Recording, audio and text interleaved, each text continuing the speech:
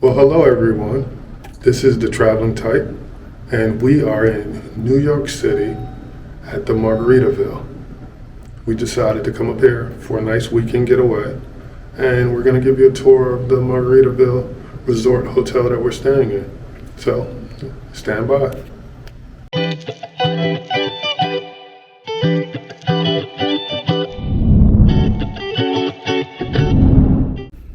We are on the 8th floor in room 801. Upon entry, there's some nice artwork on the wall. There's the light switch. A nice little stand that we are already putting to use. This is a typical New York size hotel room, so it's nothing huge. I'm sure they have different sizes, but this is just a room for two. Inside the bathroom,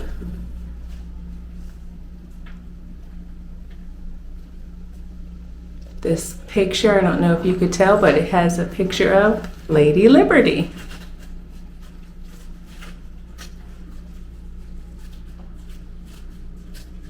The shower is nice, not huge, but it is nice.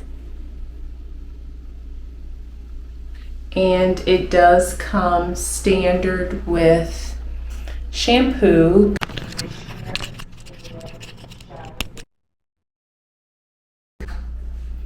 Taking a look at the sink area, there's the sink, a nice mirror, lighting.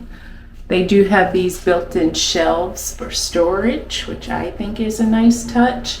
More electrical sockets, lotion, soap, towels,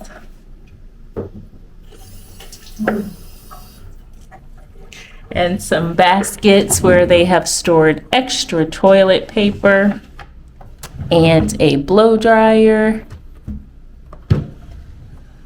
There is a coffee maker.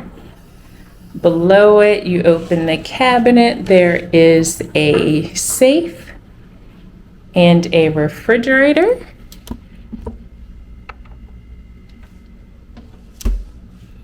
And the coffee is a Keurig machine. It does have 4 coffee pods. One is they're all coffee. There's some water and ice bucket as well. Some closet space with some slippers.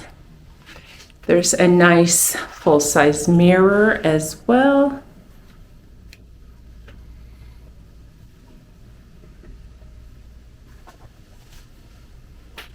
Moving on in, there's the lighting and a nightstand on one side of the bed. On this side of the bed, there are some electrical sockets as well as USB. The nightstand does have 3 drawers. It is a queen size bed.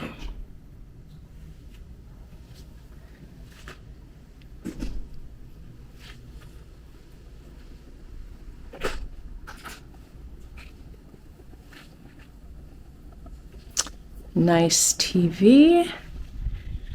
There's some more electricity and USB ports. Another area or a chair for sitting, trash can. This is the view out of our window. We are in Times Square. Right below, you can see there's some chairs and couches, so a nice outdoor seating rooftop area. There is also a fireplace out there, which I think would be nice those fall crisp nights. This is the other side of the bed. It does have another lamp, more power, USB port. This clock is nice, whereas it also has 2 USB ports for you. There is a smaller size nightstand that also has 3 drawers. So lots of storage space for such a small room. But it is very nice, and if you ever stay in New York, you know the hotel rooms are usually not that big, so we're not surprised.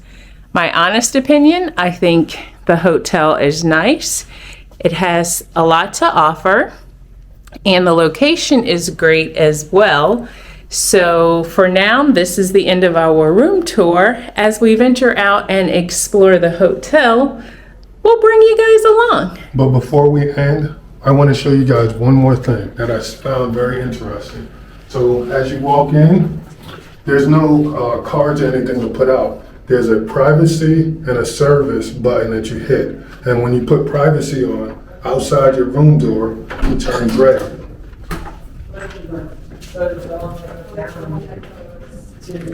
As you see, it's red. And let me show you when you turn it green.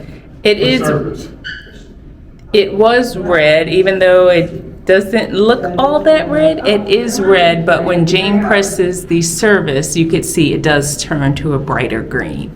So that is a very nice thing to know. Normally you get the little placards to just hang on your door, but this hotel does not have them. If you want service, you have to push the button inside of your room. And if you want privacy, hit the privacy button. Well, that's your tip for the day if you're staying in Margaritaville. For now, this is it. And once we head out, we'll show you guys the hotel. See you guys later. Outside, and now we are on from the room view. We have a bar here as well, and this is the chill bar, and the chill bar, let's see what time it opens for you. The chill bar is open from 2 until 9 p.m. and it is on the 7th floor. That's the fireplace I was telling you about. Couches, tables for eating. Nice little area.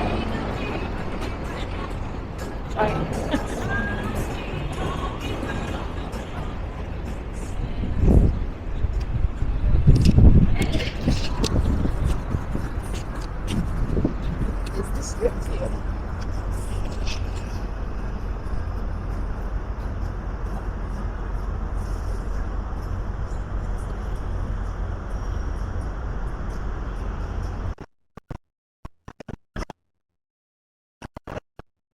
If you don't want to eat at the hotel, right across the street there is a restaurant called Yard House. And there is also a wasabi sushi and bento place as well. I see a Starbucks from here, so that's in walking distance as well. A Wells Fargo in case you need an ATM machine.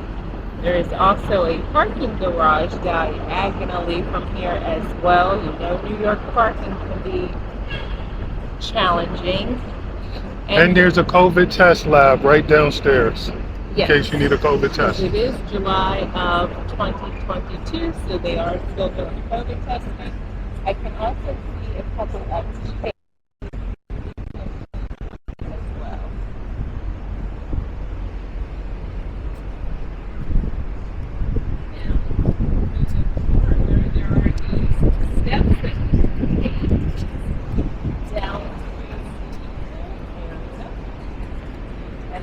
Down the steps, I also noticed there's a McDonald's close.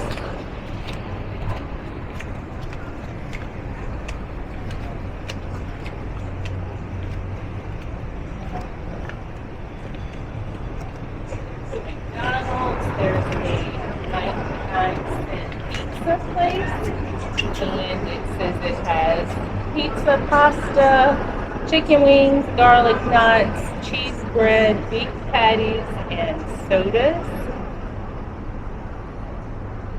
This is pool area. This pool area does have some canopies that you can reserve. It looks like there's 3 of them that you can reserve for the day. The pool is only 4 feet deep. There is also a land shark bar and grill where you can get food for purchase. It's on the 6th floor and it has burgers and seafood as well, and it is open from 11 a.m. until 10 p.m. If you're not going to be in the pool, they do have some regular seats for you to sit and enjoy a good meal. There's also this bar area over here by the wall where you can also sit there. I'll take a few steps closer so you can see that.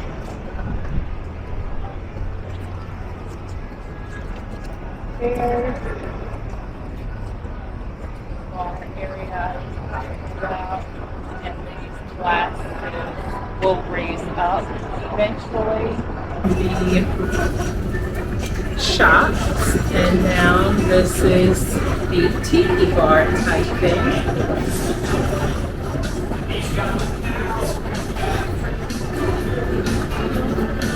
Again, some of the same items to buy.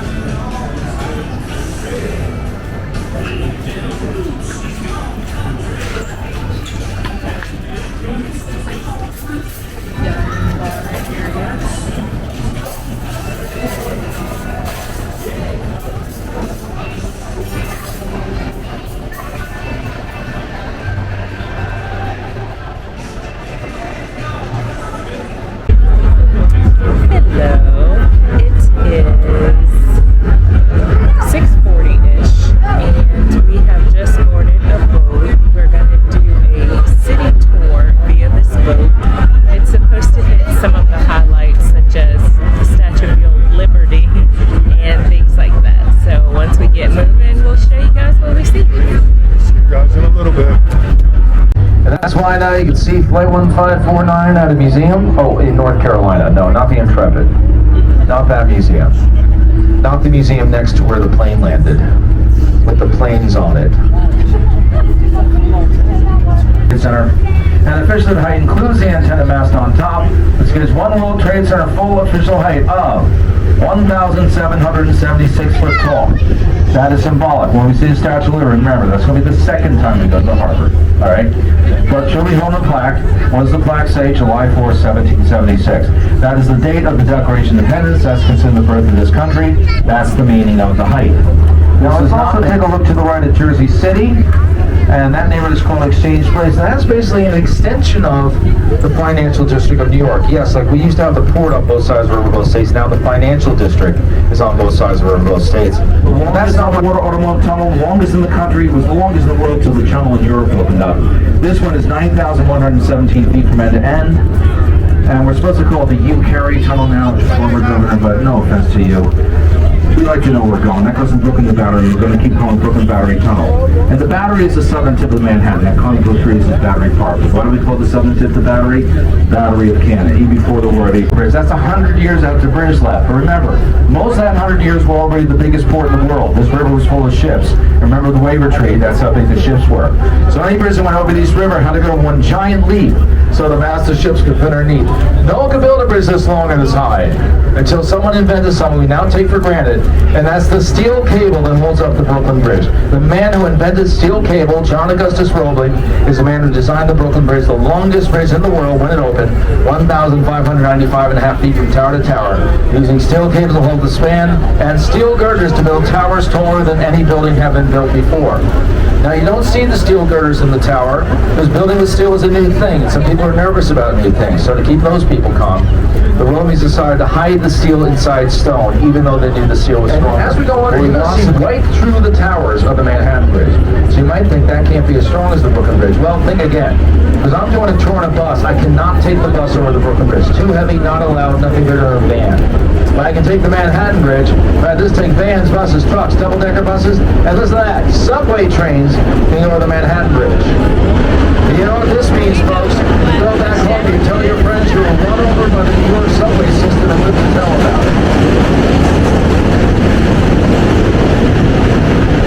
Not Dutch. Most of the people who lived in Amsterdam were not Dutch. She was Jewish, and the Second World War were actually Jewish refugees to New Amsterdam. They were part of a failed attempt to set up a Dutch colony in Brazil. And they were penniless when they arrived here, but they prospered. She was owed money by this point. She never got her roots, and she had great sympathy for these new immigrants at a time when others were becoming less sympathetic, and she wanted to help them, and she did with her wealth. She built schools and started charities. But she also wanted to rebrand the statue as a greeter to these new immigrants, these new Americans. So Emma Lazarus wrote a poem for the Statue of Liberty called The New Colossus, which goes, not like the brazen giant of Greek fame with conquering limbs astride from land to land. Here at our sea-watch sunset gate shall stand the mighty woman with a torch, whose flame is the imprisoned lightning, and her name, Mother of Exiles. From her beak and hand flows worldwide welcome, her mild eyes commend the air bridge. Those days is where people wanted to be. This was the godforsaken waterfront, no one couldn't be here. We had all these proposals over here, nothing got off the ground. And to understand why people didn't want to build here, you got to look at when we did build. See the silvery building with the glass ceilings? That's the Jacob Javits Convention Center. Hey guys, so we're back at the hotel after doing a tour of the city. It was a really great tour. So now we're up at the hotel bar having a little nightcap. I got the 5 o'clock somewhere. It's Margarita Silver Rum, Paradise Passion Fruit Tequila, Hurricane Proof Rum, orange and pineapple juices with a splash of sweet and sour and grenadine. And Tracy got Stranded on a Sandbar. what's in it? Paradise Punch Fruit Tequila, peach schnapps, orange juice, and cranberry juice served on the rocks. And it's delicious. Both drinks are delicious, and we ordered some nachos for a little appetizer, and that's about it. Talk to you guys later.